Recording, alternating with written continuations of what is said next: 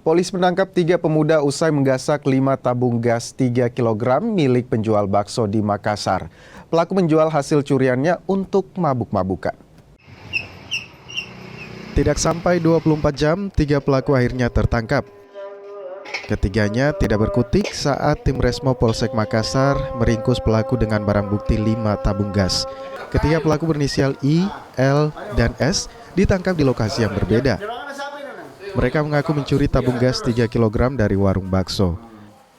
Hasil curian dijual ke orang lain dengan harga Rp100.000 yang hasilnya digunakan untuk mabuk-mabukan.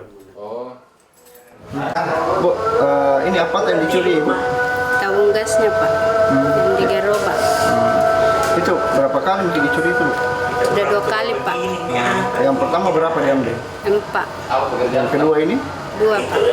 Kenapa bisa sampai kita tahu bahwa di pencurian ini? Setelah kami bangun mau sholat subuh, kami keluar mau bersih-bersih. Sudah tidak ada tabungnya, yang di gerobak 4. Sudah dilaporkan? Sudah, Pak. Kami sudah laporkan.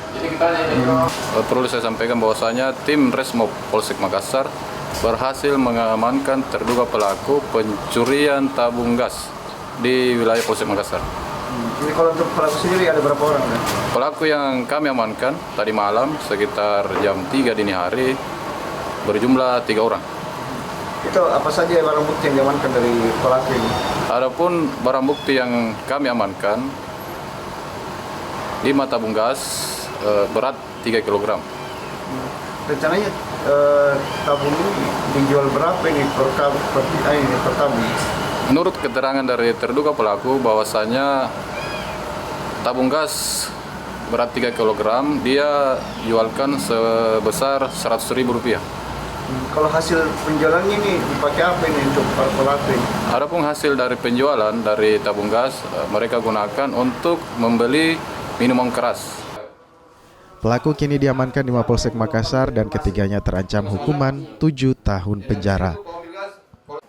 Rama Pratama, Kompas TV Makassar, Sulawesi Selatan.